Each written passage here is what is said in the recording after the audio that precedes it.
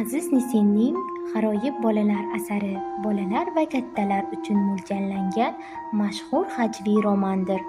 Asar kulgili voqealar orqali jamiyatdagi muammolarni ochib beradi.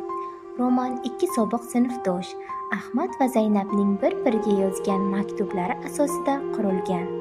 Ular turli shaharlarda yashashsa-da, maktublar orqali o'z hayoti, maktabdagi voqealar, ota-onalari va kattalar dunyosi haqida fikrlarini o'rtoqlashadilar.